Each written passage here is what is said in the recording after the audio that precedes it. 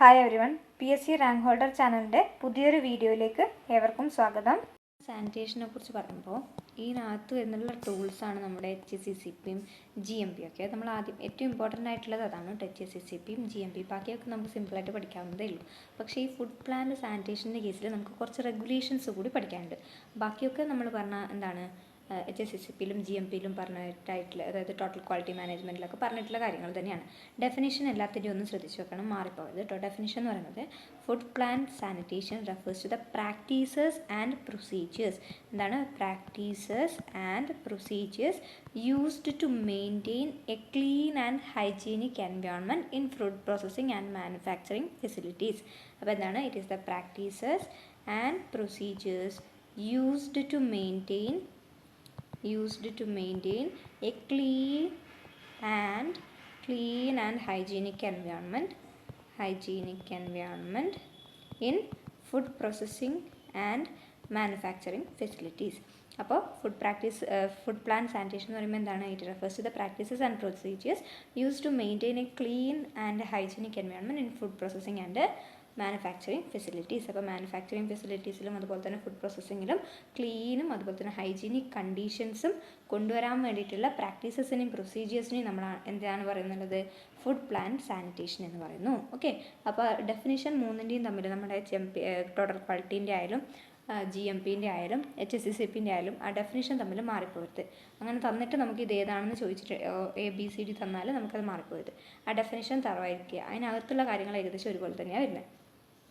ഇതിനകത്ത് വരുന്നുള്ള കാര്യം ഇത് തന്നെയാണ്. ഒന്ന്, നമ്മുടെ എക്യുപ്മെൻറ്റ്സ് ഒക്കെ നമ്മൾ ക്ലീൻ ചെയ്യുക, യൂട്ടൻസിൽസ് ക്ലീൻ ചെയ്യുക, സർഫസ് ക്ലീൻ ചെയ്യുക, അല്ലേ? ക്ലീനും ഹൈജീനിക് ആയിട്ടുള്ള എൻവയോൺമെൻറ്റാണ് നമ്മൾ നോക്കുന്നത്.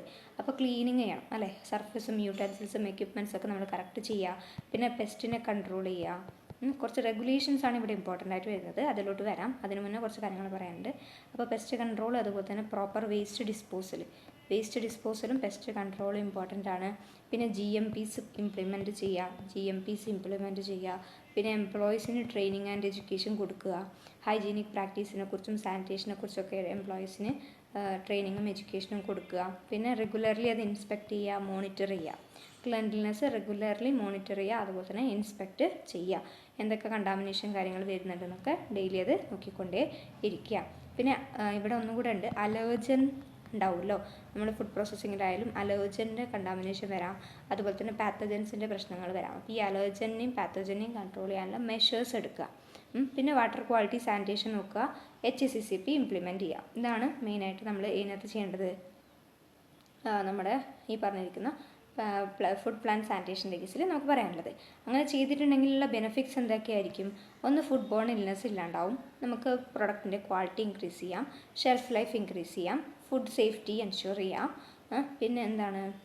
എംപ്ലോയീൻ്റെ ഹെൽത്തും സേഫ്റ്റിയും നമുക്ക് ഇംപ്രൂവ് ചെയ്യാം. പിന്നെ പ്രൊഡക്ടിവിറ്റി ഇൻക്രീസ് ചെയ്യാം. ഇതൊക്കെ നമ്മൾ മറ്റേതിൽ പറഞ്ഞ അതേ ബെനിഫിറ്റ്സ് തന്നെയാണ് ഇവിടെയും വരുന്നില്ല. അതുകൊണ്ട് വീണ്ടും ബെനിഫിറ്റ്സ് പറയുന്നില്ല. പിന്നെ ഫ്ലോർസും ഡ്രെയിൻസിൻ്റെയും കാര്യങ്ങൾ ശ്രദ്ധിക്കാനുണ്ട്. ഫ്ലോറും ഡ്രെയിനും അതെന്ന് പറയുമ്പോൾ റെഗുലർലി നമ്മൾ ഫ്ലോറും കാര്യങ്ങളൊക്കെ ക്ലീൻ ചെയ്യണം. ഒരു തരത്തിലുള്ള ഒരു കണ്ടാമിനേഷൻ്റെ അക്യുമുലേഷൻ അവിടെ വരാൻ പാടില്ല, ഡേർട്ടൊന്നും അക്യുമുലേറ്റ് ചെയ്യാൻ പാടില്ല. ആ കാര്യങ്ങൾ നമ്മൾ ശ്രദ്ധിക്കണം. പിന്നെ എക്യുപ്മെൻറ്റിൻ്റെയും യൂട്ടൻസിൽസിൻ്റെയും കാര്യം പറയുമ്പോൾ അതെപ്പോഴും നമ്മൾ റെഗുലർ ഇൻ്റർവെൽസിൽ അത് ക്ലീൻ ചെയ്യുക.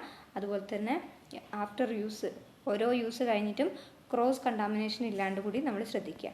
പിന്നെയാണ് വാൾസും സീലിങ്ങും വാൾസും അതുപോലെ തന്നെ റെഗുലർലി ക്ലീൻ ചെയ്യുക, സാനിറ്റൈസ് ചെയ്യുക. പിന്നെ എന്തെങ്കിലും ഡസ്റ്റോ ഡേർട്ടോ ഉണ്ടെങ്കിൽ റിമൂവ് ചെയ്യുക, എന്തെങ്കിലും ഹോൾസോ കാര്യങ്ങളുണ്ടെങ്കിൽ സീൽ ചെയ്യുക. പിന്നെ വരുന്നതാണ് ലൈറ്റിങ്ങും അതുപോലെ തന്നെ വെൻറ്റിലേഷനും. നല്ല ലൈറ്റും അതുപോലെ തന്നെ ഗുഡ് വെൻറ്റിലേഷനും അവിടെ ഉണ്ടായിരിക്കണം. അഡിക്വേറ്റ് ലൈറ്റിങ്ങും അതുപോലെ തന്നെ വെൻറ്റിലേഷനും വേണം. എന്തിനു വേണ്ടിയിട്ടാണ്? മോയ്സ്ചർ ഇല്ലെങ്കിൽ അവിടെ മോയ്സ്ചർ ചിലപ്പോൾ ഇങ്ങനെ ഇൻക്രീസ് ചെയ്യാനുള്ള സാധ്യതയുണ്ട്. അപ്പോൾ നമ്മൾ നല്ല ലൈറ്റിങ്ങും വെൻറ്റിലേഷനും കൊടുത്തിട്ടുണ്ടെങ്കിൽ നല്ലൊരു ഗുഡ് എൻവയോൺമെൻറ്റ് അവിടെ നമുക്ക് ഉണ്ടാക്കാൻ സാധിക്കും. ഓക്കെയാണ്. പിന്നെ പെസ്റ്റ് കൺട്രോൾ ചെയ്യണം, അത് നേരത്തെ പറഞ്ഞല്ലോ. പെസ്റ്റ് കൺട്രോൾ ചെയ്യണം. പിന്നെ വേസ്റ്റ് മാനേജ്മെൻറ്റ് പ്രോപ്പറായിട്ട് ഡിസ്പോസൽ ചെയ്യണം. വേസ്റ്റ് മാനേജ്മെൻറ്റ് ഇപ്പോൾ നമ്മൾ ലിക്വിഡ് വേസ്റ്റ് ആയാലും അതുപോലെ തന്നെ ഫുഡ് വേസ്റ്റ് ആയാലും പാക്കിംഗ് മെറ്റീരിയൽസ് ആയാലും കെമിക്കൽസ് ആയാലും എല്ലാം നമ്മൾ പ്രോപ്പറായിട്ട് അതിനെ ഡിസ്പോസ് ചെയ്യണം. പിന്നെ എംപ്ലോയീൻ്റെ ഹൈജീൻ ഇതൊക്കെ ഇമ്പോർട്ടൻ്റ് തന്നെയാണ് കേട്ടോ. എംപ്ലോയീൻ്റെ hygiene ensures employees follow proper hygiene practices. എംപ്ലോയീസും ഹൈജീൻ പ്രാക്ടീസസ് കൊണ്ടുവന്നാൽ മാത്രമേ നമുക്ക് നല്ലൊരു എൻവയോൺമെൻറ്റ് അവിടെ കൊണ്ടുവരാൻ സാധിക്കുള്ളൂ. നമ്മുടെ ഫാക്ടറി, അതായത് ഇൻഡസ്ട്രി മൊത്തം ക്ലീനായിട്ട് എംപ്ലോയീസ് ക്ലീൻ ഇല്ലാണ്ട് വന്നിട്ടുണ്ടെങ്കിൽ നടക്കില്ല. അപ്പോൾ അതും നമ്മൾ ചെയ്യാം. പിന്നെ ഒരു റെഗുലർ ആയിട്ടുള്ള ഒരു ക്ലീനിങ്, അതുപോലെ തന്നെ ഷെഡ്യൂൾ ഉണ്ടാക്കുക, സാനിറ്റൈസിങ് ഷെഡ്യൂൾ ഉണ്ടാക്കുക. ഇന്ന ഏരിയ ഇന്ന ടൈമിൽ ക്ലീൻ ചെയ്യുന്നു, അതിനുശേഷം ഇന്ന ഏരിയ ക്ലീൻ ചെയ്യുന്നു, അങ്ങനെ റെഗുലർ ആയിട്ടുള്ള ഒരു ടൈം ടേബിൾ പോലെ ഒരു സാധനം നമ്മൾ ഉണ്ടാക്കി വെക്കുക. അതാണ് ഇതിനകത്ത് പറയാനുള്ളത്. പിന്നെ സാനിറ്റൈസിങ് മെത്തേഡ്സ് നോക്കുകയാണെങ്കിൽ ഡിഫറെൻറ്റ് ടൈപ്സിൽ നമുക്ക് ചെയ്യാം. ഒന്ന് ഹീറ്റ് സാനിറ്റൈസിങ് മെത്തേഡ് എന്ന് പറയും. ഇവിടെ നമ്മൾ ഹോട്ട് വാട്ടർ യൂസ് ചെയ്തിട്ട് എക്യുപ്മെൻറ്റും സർഫസൊക്കെ ക്ലീൻ ചെയ്യുന്നതിനെയാണ് നമ്മൾ ഹീറ്റ് സാനിറ്റൈസിങ് എന്ന് പറയുന്നത്, ഹോട്ട് വാട്ടർ യൂസ് ചെയ്തിട്ട്. പിന്നെ നമുക്ക് പറയാവുന്നത് കെമിക്കൽ സാനിറ്റൈസിങ് ആണ്. എന്താണ് കെമിക്കൽ സാനിറ്റൈസിങ്? അപ്പോൾ കെമിക്കൽ സാനിറ്റൈസിങ് എന്ന് പറയുമ്പോൾ എന്തായിരിക്കും? സാനിറ്റൈസിങ് ഏജൻറ്റ്സ്, കെമിക്കൽസ് യൂസ് ചെയ്യുന്നത്, അതായത് ക്ലോറിൻ ആയാലും അല്ലെങ്കിൽ അമോണിയം കോമ്പൗണ്ട്സ്, ചില അമോണിയം കോമ്പൗണ്ട്സ് ഒക്കെ വെച്ചിട്ട് നമ്മൾ സർഫസും എക്യുപ്മെൻറ്റൊക്കെ ക്ലീൻ ചെയ്യുന്നതിനെയാണ് നമ്മൾ കെമിക്കൽ സാനിറ്റൈസിങ് എന്ന് പറയാം. മൂന്നാമതായിട്ട് വരുന്നത് UV സാനിറ്റൈസിങ് ആണ്. അപ്പോൾ UV സാനിറ്റൈസിങ് എന്ന് പറയുമ്പോൾ UV ലൈറ്റ് യൂസ് ചെയ്തിട്ട് നമ്മൾ സർഫസും എക്യുപ്മെൻറ്റ്സും സാനിറ്റൈസ് ചെയ്യുന്നതിനാണ് നമ്മൾ UV സാനിറ്റൈസിങ് എന്ന് പറയാം.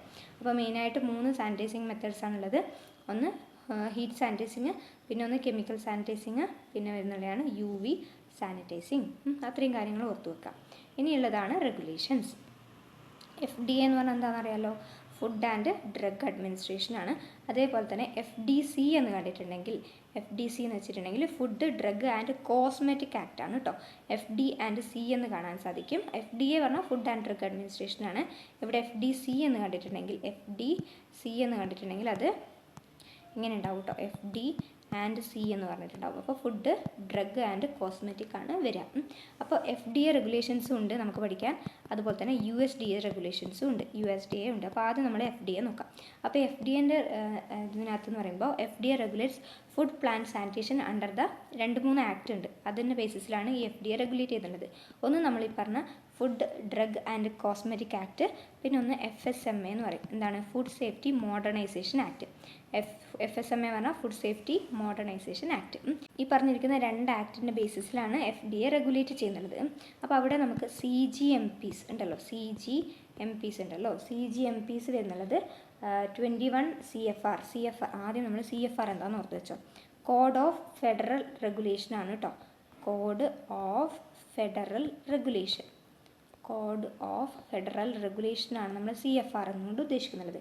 അപ്പോൾ CGMPs വരുന്നത് 21 CFRൽ 110 സെക്ഷനാണ്, 110 പാർട്ട്. ഓക്കെ, പാർട്ട് 110ലാണ് CGMP വരുന്നത്. ഇമ്പോർട്ടൻ്റ് ആണ്. FDAൻ്റെ കേസിൽ 2 ആക്ട് ഉണ്ട്, FSMAയും FD ആൻഡ് Cയും. അതിനകത്ത് CGMPs വരുന്നത് 21 CFR 110ലാണ്. FDAയിൽ മൊത്തം നമുക്ക് 21 CFR തന്നെയാണ്, പാർട്ട് മാത്രമേ മാറുള്ളൂ. CGMP 110 ആണ്. സെക്കൻഡായിട്ട് നമ്മൾ HACCP നോക്കുകയാണ്. HACCP ഇതേ പറഞ്ഞിരിക്കുന്ന 21 CFR എന്ന് വെച്ചാൽ കോഡ് ഓഫ് ഫെഡറൽ റെഗുലേഷൻ. ഇതേ 21 CFRൽ 120 ആണ് HACCP വരിക. പിന്നെ വരുന്നുള്ളത് FSMA അല്ലേ. FSMA എന്ന് പറഞ്ഞാൽ ഫുഡ് സേഫ്റ്റി മോഡേണൈസേഷൻ ആക്ട്. അത് വരുന്നുള്ളത് ഇതേ 21 CFRൽ 117 ആയിട്ടാണ്. ഓക്കെ, 117 ആയിട്ടാണ്. അപ്പോൾ 110 CGMP, 120 HACCP, 117 ഏതാണ്? FSMA ആണ്. ഇനി നമ്മുടെ സാനിറ്റേഷൻ ആൻഡ് പെസ്റ്റ് കൺട്രോളിൻ്റെ കേസ് നോക്കുകയാണെങ്കിൽ, ഇതേ 21 CFRൽ 110 പാർട്ട്, അതായത് നമ്മുടെ CGMP പാർട്ടിൽ ഷെഡ്യൂൾ 35ലാണ് വരിക.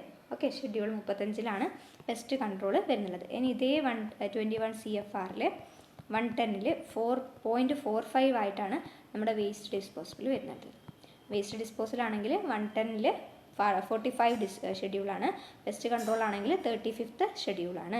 ഇനി 37th ഷെഡ്യൂളിലാണ് വാട്ടർ ക്വാളിറ്റി വരുന്നത്. ഓക്കെ, മാറിപ്പോകരുത്. അപ്പോൾ നമ്മൾ FDA ആണ് പറഞ്ഞത്. അതിനകത്ത് പാർട്ട് 110 ആണെങ്കിൽ CGMP, 120 ആണെങ്കിൽ HACCP, FSMA 170 വരുന്നു. ഇനി പെസ്റ്റ് കൺട്രോൾ നമ്മുടെ CGMPയിൽ തന്നെ 35th ഷെഡ്യൂളിലാണ് വരുന്നുള്ളത്. വേസ്റ്റ് ഡിസ്പോസൽ 45ാമത്തെ ഷെഡ്യൂൾ, പിന്നെ 37ാമത്തേൽ വാട്ടർ ക്വാളിറ്റി വരുന്നു. അപ്പോൾ FDA കഴിഞ്ഞല്ലോ. നെക്സ്റ്റ് USDAൻ്റെ കൂടി നമുക്കൊന്ന് നോക്കേണ്ടതായിട്ടുണ്ട്. ഇത് 21 CFR ആണ്, മാറിപ്പോയത്. USDAൻ്റെ കേസിൽ വരുമ്പോൾ അത് 416 CFR ആയിട്ട് മാറും. അതെ, ഓക്കെ. USDAൻ്റെ കേസിൽ അവിടെ വരുന്നുള്ള ചില റെഗുലേഷൻസ് എന്ന് പറയുമ്പോൾ, ഒന്ന് federal meat inspection act, federal meat inspection act. Second poultry products inspection act. പിന്നെ USDൻ്റെ അണ്ടറിൽ വരുന്ന ആക്ടാണ് കേട്ടോ. USDA റെഗുലേഷൻ വരുന്നുള്ളത് ഈ പറഞ്ഞിരിക്കുന്ന ആക്ടിൻ്റെ അണ്ടറിലാണ്. ഫെഡറൽ മീറ്റ് ഇൻസ്പെക്ഷൻ ആക്ട്, അതുപോലെ തന്നെ poultry products inspection act, egg products inspection act, egg products inspection act. അപ്പോൾ FMIA എന്ന് പറയുമ്പോൾ federal meat inspection act, PPIA എന്ന് പറഞ്ഞാൽ poultry products inspection act, EPIA egg products inspection act. അതിനകത്തുള്ള ഈ റെഗുലേഷൻസിനകത്ത് വരുന്ന ഒന്നാണ് നമ്മുടെ HACCP. HACCP എന്ന് പറയുമ്പോൾ ഇവിടെ CFR 21 CFRന് പകരം 9 CFR ആണ്. ഞാൻ നേരത്തെ 416 എന്നല്ലേ പറഞ്ഞത്. CFR 9 ആണ്. ഏതാണ്? പാർട്ട് 416 ആണ്. പാർട്ട് 416 ആണ്. ഓക്കെ, ഈ HACCPനകത്ത് തന്നെയാണ് ബാക്കിയുള്ളതൊക്കെ വരുന്നത്. ഓക്കെ, അപ്പോൾ HACCP എന്താണ്? 9 CFR 416ാമത്തെ പാർട്ടാണ്. ഇനി നമ്മുടെ SSOP ഇല്ലേ, സാനിറ്റേഷൻ സ്റ്റാൻഡേർഡ് ഓപ്പറേറ്റിംഗ് പ്രൊസീജിയേഴ്സ്, ഇത് വരുന്നുള്ളത് 9 CFRൽ തന്നെ 416.11 ആണ്. ഓക്കെ, 416.11 ആണ് SSOP 416.11 ആണ്. പിന്നെ വാട്ടർ ക്വാളിറ്റി 416.2 ആണ്. വാട്ടർ ക്വാളിറ്റി വരുന്നത് 416.2 ആണ്. 416.3 ആണെങ്കിൽ നമ്മുടെ ക്ലീനിങ് എക്യുപ്മെൻറ്റ്സ്, യൂട്ടൻസിൽസ് ഒക്കെ. വാട്ടർ ക്വാളിറ്റി 2 ആണ്, 3 ആണെങ്കിൽ ക്ലീനിങ് എക്യുപ്മെൻറ്റ്സ് ഒക്കെയാണ് വരുന്നത്. 416.4 pest control 416.4 pest control. Waste disposal 416.5. Okay, അപ്പോൾ എന്തൊക്കെയാണ് പറഞ്ഞത്? HACCP വരുന്നുള്ളത് 9 CFR 416 ആണ് HACCP. അതിനകത്ത് തന്നെ 9 CFR 416ൽ ഷെഡ്യൂൾ 11 ആയിട്ടാണ് SSOP വരുന്നത്. പിന്നെ 2ൽ വാട്ടർ ക്വാളിറ്റി വരുന്നു, 3 ക്ലീനിങ് എക്യുപ്മെൻറ്റ്സ് വരുന്നു, 4 പെസ്റ്റ് കൺട്രോൾ വരുന്നു, 5 വേസ്റ്റ് ഡിസ്പോസൽ വരുന്നു. ഇത്രയാണ് USDൻ്റെ റെഗുലേഷൻസ് പഠിക്കേണ്ടത്. ഇനി അതിൻ്റെ കൂടെ തന്നെ നമ്മൾ വേറൊരു സാധനം കൂടി പഠിക്കാനുണ്ട്. Food safety management system.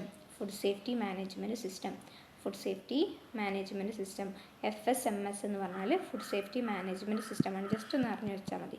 Food safety management system എന്ന് വെച്ചിട്ടുണ്ടെങ്കിൽ FSMS ആണ്. നമ്മൾ കണ്ടിട്ടുണ്ടാവുമല്ലോ ISO 101 എന്നൊക്കെ പറഞ്ഞിട്ട് നമ്മൾ എൻവയോൺമെൻറ്റൽ സ്റ്റാൻഡേർഡ്സ് ഒക്കെ കണ്ടിട്ടുണ്ട്. അപ്പോൾ ഇവിടെ FSMSൻ്റെ സ്റ്റാൻഡേർഡ് ചോദിച്ചിട്ടുണ്ടെങ്കിൽ ISO 22000 ആണ്. ISO 22000 ആണ് ഏത് നമ്മുടെ ഫുഡ് സേഫ്റ്റി മാനേജ്മെൻറ്റ് സിസ്റ്റത്തിൻ്റെ സ്റ്റാൻഡേർഡ് എന്ന് പറയുന്നത്. ഇങ്ങനെ ചോദിച്ചിട്ടുണ്ടെങ്കിൽ ഇത് ഏതാണെന്ന് വന്ന് ക്വസ്റ്റ്യൻ തന്നിട്ടുണ്ടെങ്കിൽ അത് FSMS ആണ്. FSMS എന്ന് വെച്ചാൽ food safety management standards. Okay, food safety management system standard അല്ല, ഫുഡ് സേഫ്റ്റി മാനേജ്മെൻറ്റ് സിസ്റ്റമാണ്. അപ്പോൾ പറഞ്ഞിരിക്കുന്ന റെഗുലേഷൻസ് ഒന്ന് ഓർത്ത് വെക്കുക. 416 ആണ് USDനകത്ത്, 9 CFR ആണ്. ഇവിടെ നമുക്ക് 416 മാത്രമേ പഠിക്കാനുള്ളൂ. അതിനകത്ത് 11 പറഞ്ഞാൽ SSOP, 2 പറഞ്ഞാൽ വാട്ടർ, 3 പറഞ്ഞാൽ cleaning equipment, 4 control pest control, 5 നമ്മുടെ ഏതായിരുന്നു വേസ്റ്റ് ഡിസ്പോസൽ. മറ്റേതിനകത്ത് നമുക്ക് 21 CFR 110 HACCP 110 GMP, 120 HACCP, 117 FSMA food safety modernisation act, FSMS food safety management system, ISO 22000. Okay, 117. ഇനി ഇതിനകത്ത് 110.35 വന്നിട്ടുണ്ടെങ്കിൽ എന്തായിരുന്നു നമ്മൾ പറഞ്ഞത്? 45 വന്നാൽ നമ്മൾ എന്താ പറഞ്ഞത്? 37 വന്നാൽ എന്താ നമ്മൾ പറഞ്ഞത്? 35ൻ്റെ കേസിൽ നമുക്ക് നോക്കാനുള്ളത് എന്തായിരുന്നു? പെസ്റ്റ് കൺട്രോൾ ഏതായിരുന്നു? സാനിറ്റേഷൻ ആൻഡ് പെസ്റ്റ് കൺട്രോൾ ആയിരുന്നു 35. 45 waste disposal, 37 water quality. Okay, water quality 37 ആണ്. ഇത്രയും കാര്യങ്ങളാണ് ഫുഡ് പ്ലാൻ സാനിറ്റേഷനെ കുറിച്ച് പറയാനുള്ളത്. സിമ്പിളാണ്. അതിലും സിമ്പിളായിട്ടുള്ള ഒന്നാണ് ഫുഡ് ഹൈജീൻ എന്ന് പറയുന്നത്. പ്രത്യേകം ഓർക്കുക, ഡെഫിനിഷൻസ് തമ്മിൽ മാറിപ്പോകരുത്. ഫുഡ് സാനിറ്റേഷൻ്റെ ഡെഫിനിഷൻ ക്ലിയറായി പഠിച്ചിട്ട് GMPൻ്റെത് പഠിച്ചിട്ട് ഓരോന്നും ക്ലിയറായി പഠിച്ചതിന് ശേഷം മാത്രം അടുത്ത് പഠിക്കുക കേട്ടോ. ഇപ്പോൾ food hygiene refers to the practices and procedures. നമ്മുടെ ഫുഡ് സാനിറ്റേഷനകത്തും അത് തന്നെയാണ് പറഞ്ഞാൽ അല്ലേ? Practices and procedures used to prevent food from becoming contaminated or നമുക്ക് എന്ത് പറയാം, അല്ലെങ്കിൽ contaminated and causing foodborne illness. Okay, so food hygiene refers to the practices and procedures used to prevent food from becoming contaminated and causing food borne illness എന്ന് പറയുന്നത്. ഇതാണ് ഇതിൻ്റെ definition. അതായത് ഫുഡിനകത്ത് contamination വരാണ്ട്, അതായത് അത് റിലേറ്റ് ചെയ്തിട്ടുള്ള ഫുഡ് ബോൺ ഇൽനെസ് ഒന്നും കോസ് ചെയ്യാണ്ട് ശ്രദ്ധിക്കാൻ വേണ്ടി നമ്മൾ ചെയ്യുന്നുള്ള പ്രാക്ടീസസിനെയും പ്രൊസീജിയേഴ്സിനെയാണ് നമ്മൾ എന്തെന്ന് പറയുക, ഫുഡ് ഹൈജീൻ എന്ന് പറയാം. ഓക്കെ, ഇനി ഇതിനകത്ത് വരുന്നുള്ള good hygienic practices, good manufacturing practices ഒക്കെ പറഞ്ഞ പോലെ തന്നെയാണ്, എങ്കിലും ഒന്നോ രണ്ടോ കാര്യങ്ങൾ കൂടുതലായിട്ട് വരുന്നുണ്ട്. ഗുഡ് ഹൈജീനിക് പ്രാക്ടീസസിൻ്റെ കേസിൽ ഒന്ന് ഹാൻഡ്ലിങ്. ഓക്കെ, ഹാൻഡ്ലിങ് കേസിൽ നമ്മൾ എന്താ പറയുന്നത്, പ്രോപ്പർ ഹാൻഡ്ലിങ് ഓഫ് ഫുഡ്. അതായത് നമ്മൾ സ്റ്റോർ ചെയ്യുന്ന സമയത്തായാലും പ്രിപ്പയർ ചെയ്യുമ്പോഴായാലും സെർവ് ചെയ്യുമ്പോഴായാലും ഈ സമയത്തൊക്കെ നമ്മൾ എന്ത് ചെയ്യണം, പ്രോപ്പറായിട്ട് ഹാൻഡിൽ ചെയ്യണം, കണ്ടാമിനേഷനൊന്നും വരാണ്ട്. പിന്നെ സ്റ്റോറേജ് ഓഫ് ഫുഡ് എന്ന് പറയുന്നത് കറക്റ്റ് ടെമ്പറേച്ചറിലായിരിക്കണം. അല്ലേ, അവിടെ കണ്ടാമിനേഷനാണ് നമ്മൾ പ്രിവെൻറ്റ് ചെയ്യാൻ നോക്കുന്നത്. അപ്പോൾ അതിൻ്റെ കറക്റ്റ് ടെമ്പറേച്ചറിൽ നല്ലൊരു ക്ലീൻ ആയിട്ടുള്ളൊരു ഏരിയനകത്ത് കവേർഡ് ആയിട്ടുള്ള കണ്ടെയ്നേഴ്സിൽ വേണം നമ്മളിത് പ്രിപ്പയർ ചെയ്യാൻ വേണ്ടിയിട്ട്, സ്റ്റോർ ചെയ്യാൻ വേണ്ടിയിട്ട്. ഇനി പ്രിപ്പയർ ചെയ്യുന്ന സമയത്തോ ഒരു ക്ലീൻ എൻവയോൺമെൻറ്റിൽ ക്ലീൻ എക്യുപ്മെൻറ്റ്സ് യൂസ് ചെയ്തിട്ട് വേണം നമ്മൾ പ്രിപ്പയർ ചെയ്യാൻ. അപ്പോൾ പ്രിപ്പറേഷനും നമ്മളെന്താണ്, ക്ലീൻ എൻവയോൺമെൻറ്റിൽ ക്ലീൻ എക്യുപ്മെൻറ്റ്സ് വെച്ചിട്ട് ചെയ്യണം. അപ്പോൾ കണ്ടാമിനേഷൻ, അപ്പോൾ ഇവിടെ ഓർത്താൽ മതി, കണ്ടാമിനേഷൻ വരാതിരിക്കാൻ നമ്മൾ എന്തൊക്കെ ചെയ്യണം, അതാണ് ഇവിടെ നോക്കുന്നത്. ഇനി കുക്കിംഗ് ആയാൽ പോലും എന്താണ് ഇവിടെ പറയുന്നത്, കറക്റ്റ് ടെമ്പറേച്ചർ നമ്മൾ യൂസ് ചെയ്തിട്ട് വേണം കുക്ക് ചെയ്യാൻ വേണ്ടിയിട്ട്. ഇപ്പോൾ മിൽക്കൊക്കെ നമ്മൾ പാസ്ചറൈസ് ചെയ്യുന്നില്ലേ, അതിനാണ് അതിനകത്തുള്ള ബാക്ടീരിയനെ കില്ല് ചെയ്യാൻ വേണ്ടിയിട്ട്. അങ്ങനെ ഓരോ ഫുഡ് പ്രൊഡക്റ്റും കറക്റ്റ് ടെമ്പറേച്ചറിനകത്ത് കുക്ക് ചെയ്താൽ അതിനകത്തുള്ള ബാക്ടീരിയാസിനൊക്കെ നമുക്ക് എലിമിനേറ്റ് ചെയ്യാൻ സാധിക്കും. പിന്നെ ക്ലീനിങ് എന്ന് പറയുന്നത് തോന്നിയ പോലെയല്ല, റെഗുലറായിട്ട് ക്ലീൻ ചെയ്യുക, അതുപോലെ തന്നെ സാനിറ്റൈസ് ചെയ്യുക നമ്മുടെ എക്യുപ്മെൻറ്റ്സും സർഫസസും യൂട്ടൻസിൽസും. അതാകുമ്പോൾ സർഫസ് കണ്ടാമിനേഷനൊന്നും വരില്ല. പിന്നെ പേഴ്സണൽ ഹൈജീൻ കൂടി നമ്മൾ നോക്കണം. അതായത് ഹാൻഡ് വാഷിങ്ങും അതുപോലെ തന്നെ ക്ലീൻ ആയിട്ടുള്ള ഡ്രസ്സ് നമ്മൾ ധരിക്കാൻ നോക്കുക, അതുപോലുള്ള കാര്യങ്ങൾ നമ്മൾ ശ്രദ്ധിക്കുക. പേഴ്സണൽ ഹൈജീനും ഇമ്പോർട്ടൻ്റ് ആണ്. അതുപോലെ തന്നെ പെസ്റ്റിനെ കൺട്രോൾ ചെയ്യുക. പെസ്റ്റ് വഴിയും ഡിഫറെൻറ്റ് തരത്തിലുള്ള കണ്ടാമിനേഷൻ ഇവിടെ എത്താറുണ്ട്. ഇൻസെക്ട്സ് അതൊക്കെ വഴി കണ്ടാമിനേഷൻ എത്തും. അപ്പോൾ അത് നമ്മൾ പ്രിവെൻറ്റ് ചെയ്യുക. അതുപോലെ തന്നെ വേസ്റ്റിന് മാനേജ് ചെയ്യാം. വേസ്റ്റ് അക്യുമുലേറ്റ് ചെയ്തിട്ടുണ്ടെങ്കിൽ അവിടെയും ഈ പറഞ്ഞിരിക്കുന്ന ഇൻസെക്ട്സ് ഒക്കെ വരാനുള്ള സാധ്യതയുണ്ട്, മൈക്രോബ്സ് ഒക്കെ പെരുകാനുള്ള സാധ്യതയുണ്ട്. അതും നമ്മളവിടെ ശ്രദ്ധിക്കാം. ഇനി ഇതിൻ്റെ ബെനിഫിറ്റ്സ് എന്ന് പറയുമ്പോൾ എന്താണ്, ഫുഡ് ബോൺ ഇൽനെസ് നമുക്ക് പ്രിവെൻറ്റ് ചെയ്യാം, കണ്ടാമിനേഷൻ നമുക്ക് കുറക്കാം, ഫുഡ് ക്വാളിറ്റി ഇൻക്രീസ് ചെയ്യാം, പബ്ലിക് ഹെൽത്തിനെ സപ്പോർട്ട് ചെയ്യാം. അതൊന്നും ഇമ്പോർട്ടൻ്റ് ആണ്, പബ്ലിക് ഹെൽത്തിനെ സപ്പോർട്ട് ചെയ്യാം. ഓക്കെ, പിന്നെ കസ്റ്റമർ ട്രസ്റ്റ് ഉണ്ടാക്കാം, റെപ്യൂട്ടേഷൻ ഇൻക്രീസ് ചെയ്യാം. ഇതൊക്കെയാണ് മെയിനായിട്ട് വരുന്നുള്ള ഗുഡ് ഹൈജീനിക് പ്രാക്ടീസസിൻ്റെ ബെനിഫിറ്റ്സ് എന്ന് പറയുന്നത്. ഇനി നമുക്ക് എന്തുകൂടെ നോക്കാനുണ്ട്, ഡിഫറെൻറ്റ് ടൈപ്സ് ഓഫ് ഹസാർഡ്സ്, അതായത് കോമൺ ആയിട്ട് വരുന്നുള്ള ഹസാർഡ്സ്. ഒന്നെന്ന് പറയുന്നത് ബാക്ടീരിയൽ കണ്ടാമിനേഷനാണ്. ബാക്ടീരിയ വഴി ഉണ്ടാകുന്നുള്ള കണ്ടാമിനേഷൻ. ഇപ്പോൾ ഫീക്കൽ കണ്ടാമിനേഷൻ നമ്മൾ പറയാറുണ്ട്, സാൽമോണലോസിസ് എന്ന് പറയുന്ന കണ്ടീഷൻ വരാറുണ്ട്. അതുപോലുള്ള ബാക്ടീരിയൽ കണ്ടാമിനേഷനാണ് ഒരു ഹസാർഡ്. രണ്ട്, ക്രോസ് കണ്ടാമിനേഷൻ. മറ്റുള്ള പ്രൊഡക്ട്സിൽ നിന്ന് ക്രോസ് കണ്ടാമിനേഷൻ വരാനുള്ള സാധ്യതയുണ്ട്. പിന്നെന്ന് പറയുന്നത് കെമിക്കൽ കണ്ടാമിനേഷൻ, പലതരത്തിലുള്ള കെമിക്കൽസ് വന്നിട്ട് കിട്ടുന്നുള്ള കണ്ടാമിനേഷൻ, അത് ഏതെങ്കിലും ഒരു ഫോറിൻ ഒബ്ജക്ട്സ് ഒക്കെ വന്നിട്ട് കിട്ടുന്നുള്ള കണ്ടാമിനേഷൻ. ക്രോസ് കണ്ടാമിനേഷൻ എന്ന് പറയുമ്പോൾ ഫോറിൻ ഒബ്ജക്ട്സ് ആണ് കേട്ടോ. കെമിക്കൽ കണ്ടാമിനേഷൻ എന്ന് പറയുമ്പോൾ കെമിക്കൽ ഏജൻസ്, ചിലപ്പോൾ ക്ലീനിങ് പ്രൊഡക്ട്സ് ആവാം, അല്ലെങ്കിൽ വേറെ എന്തെങ്കിലും തരത്തിലുള്ള ഡ്രഗ്സോ കാര്യങ്ങളോ ആവാം. പിന്നെ അലർജൻസ് ആൻഡ് ഇൻടോളറൻസസ്. അപ്പോൾ ഇത്രയാണ് മെയിനായിട്ട് വരുന്നുള്ള food hygiene hazards. Okay, food hygiene hazards എന്ന് പറയുന്നത് ബാക്ടീരിയൽ കണ്ടാമിനേഷൻ വരാം, ക്രോസ് കണ്ടാമിനേഷൻ ഏതെങ്കിലും ഒരു ഫോറിൻ ബോഡി വന്ന് വീണിട്ട് അങ്ങനെ വരാം, പിന്നെ കെമിക്കൽ കണ്ടാമിനേഷൻ വരാം, അലർജൻസ് വരാം. ഇനി ഫുഡ് ഹൈജീൻ്റെ പ്രിൻസിപ്പിൾസിലോട്ട് പോകുമ്പോൾ ഒന്ന് സെപ്പറേഷനാണ്. അതായത് റോ ഫുഡും കുക്ക്ഡ് ഫുഡും നമ്മൾ സെപ്പറേറ്റ് ചെയ്ത് വെക്കണം. റോ ആയിട്ടുള്ള ഫുഡും കുക്ക്ഡ് ഫുഡും നമ്മൾ സെപ്പറേറ്റ് ചെയ്ത് വെക്കുക, ഇല്ലെങ്കിൽ ക്രോസ് കണ്ടാമിനേഷൻ വരാനുള്ള സാധ്യതയുണ്ട്. പിന്നെ കുക്കിംഗ്, നമ്മൾ പറഞ്ഞല്ലോ കറക്റ്റ് ടെമ്പറേച്ചറിനകത്ത് അതിനെ കുക്ക് ചെയ്യണം, എന്നാൽ മാത്രമേ നമുക്ക് കില്ല് ചെയ്യാൻ പറ്റുള്ളൂ. പിന്നെ ഒന്ന് ചില്ലിങ്ങും അതുപോലെ തന്നെ സ്റ്റോർ ചെയ്യുന്ന സമയത്ത് നമ്മളെന്താണ് കറക്റ്റ് ടെമ്പറേച്ചറിനകത്ത് അതിനെ സ്റ്റോർ ചെയ്യുക. അപ്പോൾ നമുക്ക് അവിടെ ബാക്ടീരിയൽ ഗ്രോത്ത് പ്രിവെൻറ്റ് ചെയ്യാൻ സാധിക്കും. പിന്നെ നമ്മൾ ഈ കുക്ക് ചെയ്ത സാധനം ഹൈ ടെമ്പറേച്ചറിൽ നമ്മൾ കുക്ക് ചെയ്തിട്ട് അതിന് തിരിച്ച് റൂം ടെമ്പറേച്ചറിൽ എത്തിയ ശേഷം മാത്രമേ നമ്മൾ ചില്ല് ചെയ്യാൻ പാടുള്ളൂ. അതേപോലെ തന്നെ ചില്ലിങ് ചെയ്തൊരു സാധനം കറക്റ്റ് റൂം ടെമ്പറേച്ചറിന് എത്തിയ ശേഷം മാത്രമേ നമ്മളത് ഹീറ്റ് ചെയ്യാൻ പാടുള്ളൂ. പിന്നെ വരുന്ന ഒരു പ്രിൻസിപ്പിളാണ് ക്ലീനിങ് എന്ന് പറയുമ്പോൾ റെഗുലറായിട്ട് നമ്മുടെ യൂട്ടൻസിൽസും സർഫസും അത് ക്ലീൻ ചെയ്യാം. പിന്നെ cross contamination prevention of cross contamination, അതായത് ഫുഡൊക്കെ സെപ്പറേറ്റ് ചെയ്ത് വെച്ചിട്ട് സെപ്പറേറ്റ് റാക്സിലും കാര്യങ്ങളൊക്കെ വെച്ചിട്ട് കണ്ടാമിനേഷൻ നമ്മൾ പ്രിവെൻറ്റ് ചെയ്യുക. പിന്നെ ഫുഡ് ഹൈജീൻ പ്രാക്ടീസസ് എന്ന് പറയുന്നത് നമ്മുടെ ഹാൻഡ് വാഷ് ചെയ്യുക, ഫുഡ് സ്റ്റോർ ചെയ്യുമ്പോൾ നമ്മൾ പറഞ്ഞ കാര്യം തന്നെയാണ്. പിന്നെ ഒരു കാര്യം ശ്രദ്ധിക്കേണ്ടത് ഫുഡ് സേഫ്റ്റി ട്രെയിനിങ് കൊടുക്കുക, training on food safety principles and practices. അതുപോലെ തന്നെ ഫുഡ് ഹാൻഡ്ലേഴ്സിന് ട്രെയിനിങ് കൊടുക്കുക. പിന്നെ ഫുഡ് സേഫ്റ്റി സർട്ടിഫിക്കേഷൻസ് വെക്കുക, അതായത് സർട്ടിഫിക്കേഷൻ പ്രോഗ്രാംസ്. അതാകുമ്പോൾ എല്ലാവരും അത് ഫോളോ ചെയ്യാനുള്ള സാധ്യതയുണ്ട് സർട്ടിഫിക്കേഷൻ പ്രോഗ്രാംസ് വെച്ചിട്ടുണ്ടെങ്കിൽ. പിന്നെ ഫുഡ് ഹൈജീൻ ഓഡിറ്റ്സ് കണ്ടക്ട് ചെയ്യാം. ഓഡിറ്റ്സ് എന്ന് പറയുമ്പോൾ ഇൻറ്റേർണൽ ആയിട്ടുള്ള ഓഡിറ്റ്സ് വെക്കാം. ഇൻറ്റേർണൽ ഓഡിറ്റ്സ് എന്ന് പറയുമ്പോൾ ആ ഫുഡ് സേഫ്റ്റി റെഗുലേഷൻസ് ഒക്കെ നമ്മൾ മീറ്റ് ചെയ്യുന്നുണ്ടോ എന്നറിയാൻ വേണ്ടിയിട്ട് റെഗുലർ ആയിട്ടുള്ള ഓഡിറ്റ്സ് കണ്ടക്ട് ചെയ്യുക. പിന്നെ എക്സ്റ്റേണൽ ആയിട്ടുള്ള ഓഡിറ്റ്സ് വെക്കാം. അതായത് എക്സ്റ്റേണൽ ഏജൻസി വന്നിട്ട്, അതായത് റെഗുലേറ്ററി അതോറിറ്റീസ് ഒക്കെ വന്നിട്ട് ഇടയ്ക്കിടയ്ക്ക് ഇങ്ങനെ ഓഡിറ്റ്സ് കണ്ടക്ട് ചെയ്തിട്ടുണ്ടെങ്കിലും നമ്മളിതൊക്കെ മീറ്റ് ചെയ്തിട്ടുണ്ടോ എന്ന് ചെക്ക് ചെയ്യാം. പിന്നെ ഫുഡ് സേഫ്റ്റി ഇൻസ്പെക്ഷൻസ്, ഇതുപോലുള്ള ഫുഡ് സേഫ്റ്റി ഇൻസ്പെക്ഷൻസും കണ്ടക്ട് ചെയ്യണം റെഗുലേറ്ററി അതോറിറ്റീസ് വെച്ചിട്ട്. അപ്പോഴും നമുക്ക് എന്താണ് ഫുഡ് സേഫ്റ്റി റെഗുലേഷൻസ് ഫോളോ ചെയ്യുന്നുണ്ടോ എന്ന് അറിയാൻ പറ്റും. എങ്കിൽ ഇതൊക്കെ നമ്മൾ ഫോളോ ചെയ്താൽ നമ്മൾ ഫുഡ് ഹൈജീൻ പ്രാക്ടീസസ് ഫോളോ ചെയ്യുന്നു നമുക്ക് കണ്ടാമിനേഷൻ പ്രിവെൻറ്റ് ചെയ്യാൻ സാധിക്കുമെന്നാണ് പറയുന്നത്. Okay, environment and food waste management. Okay, food waste management കൂടി അതിൻ്റെ കൂടെ തന്നെ കംപ്ലീറ്റ് ചെയ്യാൻ പറ്റുന്നുള്ള ഒരു ടോപ്പിക്കാണ്. അപ്പോൾ ഫുഡ് വേസ്റ്റ് മാനേജ്മെൻറ്റ് എന്ന് വെച്ചാൽ എന്താണ്? It is A systemic approach and strategies. It is a systemic approach and strategies implemented to handle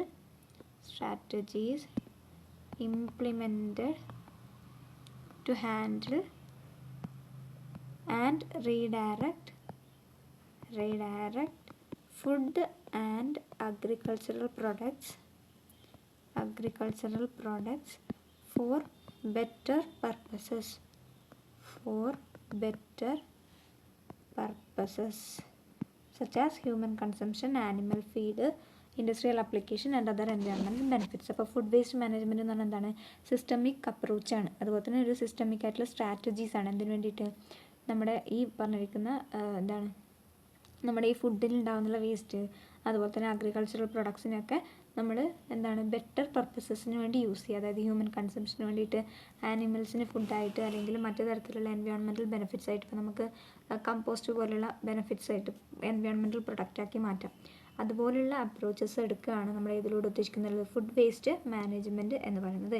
ഈ ഫുഡ് വേസ്റ്റ് എന്ന് പറയുന്നത് നമ്മളെന്താണ്, നമ്മൾ കഴിക്കുന്ന ബാക്കി വരുന്നുള്ള ഭക്ഷണം മാത്രമല്ല, അതിൽ കൂടാണ്ട് നമ്മൾ അൺഈറ്റൺ ആയിട്ടുള്ള ഭക്ഷണവും നമ്മൾ കളയാറുണ്ട് അല്ലേ? എന്താണ് കൺസംഷന് നമ്മൾ ഉപയോഗിക്കേണ്ടി, അതായത് ബാക്കിയായി വരുന്നത് അൺഈറ്റൺ ആയിട്ടുള്ള ഫുഡ് നമ്മൾ കളയുന്നുണ്ട്.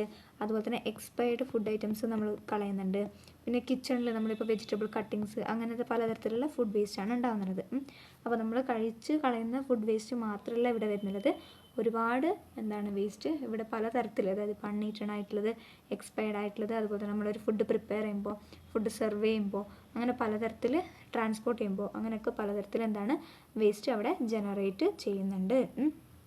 ഓക്കെ, അതായത് പ്രൊഡക്ഷൻ്റെ ടൈമിൽ, ഡിസ്ട്രിബ്യൂഷൻ്റെ ടൈമിൽ, അതുപോലെ തന്നെ സെയിലിൻ്റെ ടൈമിൽ, അങ്ങനെ പലതരത്തിൽ ഡാമേജ് വന്നുകൊണ്ട് സെർവ് ചെയ്യുമ്പോൾ, അങ്ങനെ പലതരത്തിൽ നമുക്ക് എന്ത് വരുന്നുണ്ട്, ഈ പറഞ്ഞിരിക്കുന്ന ഫുഡിൻ്റെ വേസ്റ്റ് അവിടെ ജനറേറ്റ് ചെയ്യുന്നുണ്ട്. അപ്പോൾ ഒരു ഇയറിൽ ഒരു അപ്രോക്സിമേറ്റ്ലി 1.3 ബില്യൺ ടൺസ് ഓഫ് ഫുഡാണ് എന്തായിട്ട് വരുന്നുള്ളത്, ഈ ഫുഡ് വേസ്റ്റ് ആയിട്ട് വരുന്നുള്ളത്. എത്രയാണ്? 1.3 ബില്യൺ ടൺസ് ഓഫ് ഫുഡാണ്. ഇതെന്ന് പറയുന്നത് 1/3 എന്ത് പറയാം, 1/3 ഓഫ് ഗ്ലോബൽ ഫുഡ് പ്രൊഡക്ഷൻ ആണ്. ഏകദേശം നമുക്ക് ഫുഡ് പ്രൊഡക്ഷൻ്റെ 1/3 എന്തായിട്ടാണ് വേസ്റ്റായിട്ട്, ഒരു വർഷത്തിലെ വേസ്റ്റായിട്ട് വരികയാണ്. ഇതിന് നമ്മളൊരു വാല്യൂ കൊടുക്കുകയാണെങ്കിൽ $1 ട്രില്യൺ ആണ് ഇതിൻ്റെ വാല്യൂ എന്ന് പറയുന്നത്. അതായത് അത്രത്തോളം വേസ്റ്റാണ് നമ്മൾ ഒരു വർഷത്തിൽ ജനറേറ്റ് ചെയ്യുന്നത് എന്ന് പറയുന്നത്. ഓക്കെ, ഇത് സാധാരണ പ്രൊഡക്ഷൻ ഫേസസിലാണ് ഉണ്ടാകുന്നത്. ഓക്കെ, 1/3 ഇതിൻ്റെ 1/3 നടക്കുന്നുള്ളത് ഏത് ഫേസസിലാണ്? പ്രൊഡക്ഷൻ ഫേസിലാണ്. പിന്നെ ഡെവലപ്പിംഗ് കൺട്രീസിലും അതുപോലെ തന്നെ ഇൻഡസ്ട്രിയലൈസ്ഡ് ഏരിയസിലൊക്കെ ഇത് മെയിനായിട്ട് നടക്കുന്നത് ഇനീഷ്യലായിട്ടുള്ള അഗ്രികൾച്ചറൽ പ്രൊഡക്ഷനിലാണ്. ഓക്കെ, ഈ ഫുഡ് പ്രൊഡക്ഷന് മെയിനായിട്ടുള്ള കാരണം എന്ന് പറഞ്ഞാൽ അഗ്രികൾച്ചറൽ പ്രൊഡക്ഷനാണ്. അതായത് ചിലപ്പോൾ പുവർ അഗ്രികൾച്ചർ മെത്തേഡ് കൊണ്ടായിരിക്കാം, അല്ലെങ്കിൽ അൺഫേവറബിൾ ആയിട്ടുള്ള ക്ലൈമറ്റിക് കണ്ടീഷൻ കൊണ്ടായിരിക്കാം, അല്ലെങ്കിൽ പുവറായിട്ടുള്ള മാനേജ്മെൻറ്റ് കൊണ്ടൊക്കെ ഈ അഗ്രികൾച്ചറൽ പ്രൊഡക്ഷൻ്റെ സൈഡിലാണ് ഏറ്റവും കൂടുതൽ വേസ്റ്റ് ഇവിടെ നമ്മുടെ ഡെവലപ്പിംഗ് കൺട്രീസിലും അതുപോലെ തന്നെ ഇൻഡസ്ട്രിയലൈസ്ഡ് ഏരിയാസിലും ഉണ്ടാകുന്നുള്ളത്. ഇനി ഇത് പറയുമ്പോൾ ഇനിയിപ്പോൾ നമ്മളിങ്ങനെ ഒരുപാട് വേസ്റ്റ് ഉണ്ടായി, ഇതുകൊണ്ടുണ്ടാകുന്നുള്ള ഒരുപാട് പ്രശ്നങ്ങളുണ്ട്, ഒരുപാട് ഇംപ്ലിക്കേഷൻസ് ഇതുമൂലം ഉണ്ടാകുന്നുണ്ട്. അതെന്ന് പറയുമ്പോൾ എൻവയോൺമെൻറ്റൽ ഇംപ്ലിക്കേഷൻസ് ഉണ്ട്, സോഷ്യലായിട്ടുള്ള പ്രശ്നങ്ങളുണ്ട്, അതുപോലെ തന്നെ എക്കണോമിക്കലായിട്ട് എക്കണോമിക് ലോസ് ഉണ്ടാകുന്നുണ്ട്.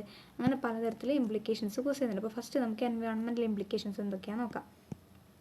ആദ്യം എന്ന് പറയുമ്പോൾ അതിനകത്ത് എൻവയോൺമെൻറ്റലിനകത്ത് ആദ്യം വരുന്നതാണ് റിസോഴ്സ് ഡിപ്ലീഷൻ. അതായത് നമുക്ക് ആവശ്യത്തിനുള്ള റിസോഴ്സ് നമ്മളിപ്പോൾ എന്താണ് 1.3 billion tons of food waste ചെയ്യാമെന്ന് പറഞ്ഞു അല്ലേ. അപ്പോൾ അത്രയും ഫുഡ് ഉണ്ടാക്കാൻ വേണ്ടി നമ്മൾ ഒരുപാട് റിസോഴ്സസ് യൂസ് ചെയ്തിട്ടുണ്ട്. വാട്ടർ യൂസ് ചെയ്തിട്ടുണ്ട്, അതുപോലെ തന്നെ നമ്മൾ എനർജീസ് യൂസ് ചെയ്യുന്നുണ്ട്, ലാൻഡ് യൂസ് ചെയ്യുന്നുണ്ട്, അങ്ങനെ പലതരത്തിൽ നമ്മൾ റിസോഴ്സ് അവിടെ യൂസ് ചെയ്യുന്നുണ്ട്. അപ്പോൾ അത്തരം ഫുഡ് വേസ്റ്റിലൂടെ നമുക്ക് ഈ റിസോഴ്സിൻ്റെ ഡിപ്ലീഷനും ഉണ്ടാവുന്നുണ്ട്. നമ്മളതിപ്പോൾ ഒരുപക്ഷെ ഒരു ആവശ്യത്തിന് മാത്രമാണ് അത് യൂസ് ചെയ്തിരുന്നതെങ്കിൽ അതിൻ്റെ ഇപ്പോൾ ട്രാൻസ്പോർട്ടേഷൻ ആയാലും, ഇപ്പോൾ നമ്മൾ ഫുഡ് ഉണ്ടാക്കി ട്രാൻസ്പോർട്ട് ചെയ്തു, അതുപോലെ തന്നെ അങ്ങനെ പലതരത്തിൽ പല രീതിയിലായിട്ട് എനർജി അവിടെ നമുക്ക് നഷ്ടപ്പെട്ടു പോകുന്നുണ്ട്. അപ്പോൾ അത് റിസോഴ്സ് ഡിപ്ലീഷനായിട്ട് നമുക്ക് കണ്ടുപിടിക്കാം. പിന്നെ ഗ്രീൻ ഹൗസ് ഗ്യാസ് എമിഷൻ ഉണ്ടാകുന്നുണ്ട്.